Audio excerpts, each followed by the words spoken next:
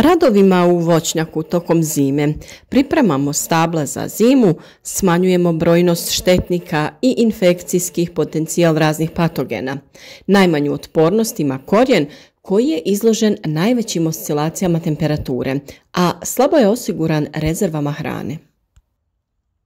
Samim tim možemo zaključiti da je obrada tla tokom zime vrlo važna agrotehnička mjera u voćnjaku, jer se time uništava korov oko voćaka ili grmlja bobičastog voća, prorahljuje se tlo, unose hranjiva u dublje slojeve bliže korijenu, te uništavaju neki štetni kukci, odnosno njihove ličinke tokom zimovanja.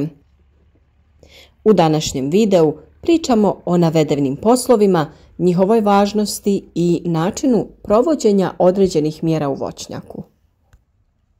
Ukoliko ste u mogućnosti, naravno najbolje je odnijeti zemlju iz voćnjaka na analizu i dobiti ćete detaljno uputstvo čime i kako da đubrite.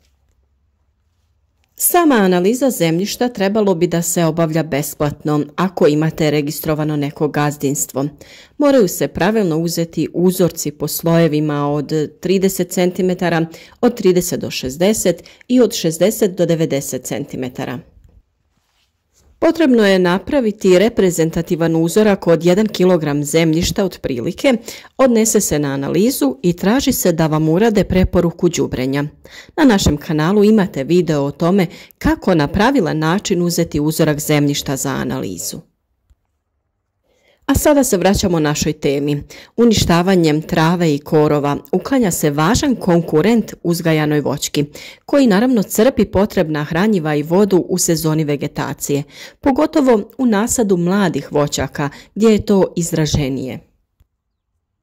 Još jedna prednost uklanjanja trave oko voćaka, to jest korova, jeste da obrađeno tlo oko sadnice sprječava i mehanička oštećenja. Primjerice, prilikom košnje trimerom ili kosilicom treba paziti da se ne približite previše sadnici kako bi se izbjeglo oštećenje kore, što može biti izvor infekcije nekog patogena, a samim time i štetiti normalnom rastu i razvoju mlade sadnice. Gnojidba organskim i mineralnim gnojivima također je vrlo važna agrotehnička mjera, jer upravo jesensko-zimska gnojidba omogućava dovoljno vremena da se gnojiva otope, dođu bliže korijenu koji će ih lakše crpiti već na samom početku vegetacije, kada bubre pupovi i kada biljka cvjetaje. Najvažnije je primijeniti gnojivo na bazi fosfora i kalija te nešto manje dušika koji služi za ishranu korijena tokom zime i njegovo nakupljanje u tkivu drveta. Doza i količina gnojiva ovisi o provedenoj hemijskoj analizi tla, starosti same sadnice, to jest metodi promatranja i iskustvu.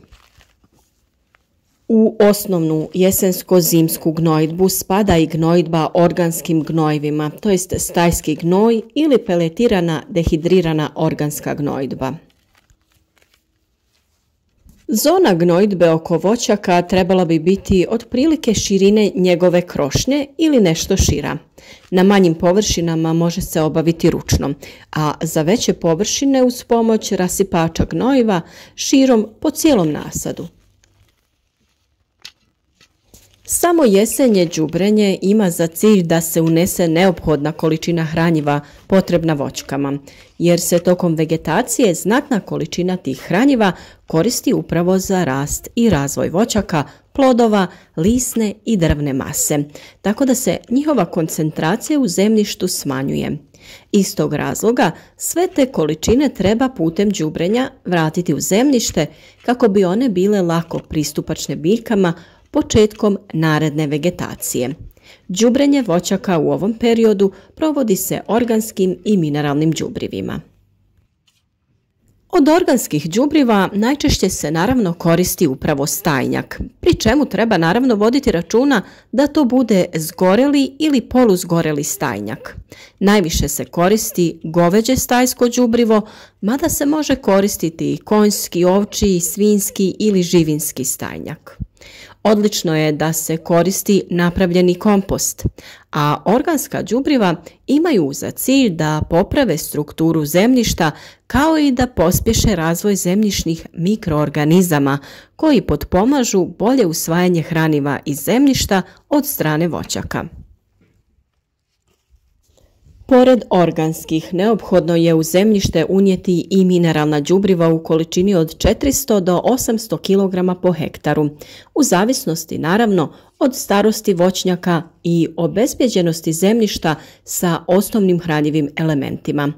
U ovom periodu treba koristiti mineralna đubriva koja u sebi ne sadrže ili imaju mali procenat azota, dok je sadržaj kalija i fosfora povećan.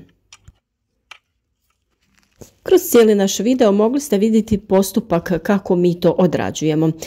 Za početak okopamo zemljište u okruženju oko stabljike, pazeći da ne idemo previše duboko kako ne bi oštetili njeno korijenje. Naravno, ukoliko kao i mi imate instalirano navodnjavanje, trebate dobro paziti da ne oštetite crijeva. Okopavanjem zemljišta oko voćke uništavate korove, te ćete lijepo moći da izmiješate gnojivo po vašem izboru u zemljište kako bi ga biljka što lakše usvojila. Sa količinom stajskog gnojiva ne možete pretjerati, tako da dodajete određenu količinu koliko imate dostupno u ovu okopanu zemlju, te to sve dobro izmiješate. Idealno bi bilo, ako imate sistem kap po kap, da dajete i vodotopiva đubriva sa vodom u manjim količinama, a češće. Nije isto dati stablu 2 kg nekog NPK ili to podijeliti na 5 dijelova.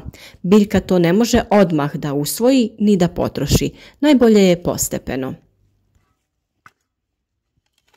Sadnice u prvoj godini treba da dobiju negdje oko 150 do 200 grama NPK po stablu. U jesen prije svega fosfora i kalija, formulacije tipa 7-20-30 ili 8-16-24. Starije voćke trebaju dobiti po 500 grama. Različite biljke imaju različite potrebe. Tako, na primjer, breskva u odnosu na šljivu troši duplo više hranjivih materija. Sve je ovo rečeno orijentaciono, ali naravno, kao što sam na početku napomenula, za tačne količine i formulaciju bilo bi najbolje uraditi analizu zemljišta. NPK sa više fosfora i kalija se koristi prvenstveno iz razloga što voće u fazi mirovanja ne usvaja ova hranjiva, a azot se lako pod utjecajem padavina ispira i prenosi u dublje slojeve zemljišta gdje je nedostupan voćkama, dok se fosfor i kalij sporije razlažu i dostupni su biljkama u dužem periodu. Azotna đubriva je zbog toga mnogo bolje i efikasnije dodati u toku vegetacije, otprilike između 3. i 5. mjeseca, kada ih voćke maksimalno mogu iskoristiti. Đubriva u voćnjaku treba razastrijeti prije oranja i to tako što će se prvo dodati mineralna, a potom organska đubriva, pa tek onda vršiti oranje ili frezanje zemljišta u voćnjaku ili okopavanje voćaka. Na ovaj način se đubrivo polaže u zonu korijenovog sistema. Ako se zna da kalij i fosfor izuzetno sporo migriraju kroz zemljište, onda je lako shvatiti prednost ovakvog načina unošenja đubriva. Ovakvim načinom se ne pospješuje rast korova, što se klasičnim načinom radi. Ovako se i direktno hrani biljka, te vrši podrivanje zemljišta i razbijanje pokorice ako je ima. Iako je preporučljivo maknuti travu, ne preporučuje se ostaviti tu površinu ogoljelom, jer je izložena nabijanju i ispiranju kiše, vjetru, suncu i hladnoći.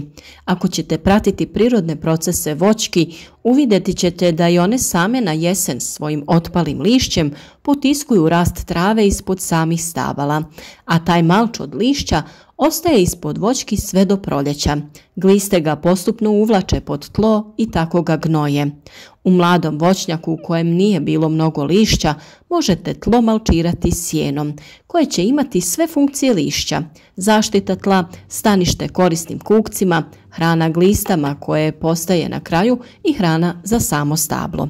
Ukoliko bi ostavili samo ogoljelo tlo, brzo bi tu opet počeli natrag rasti korov i trava.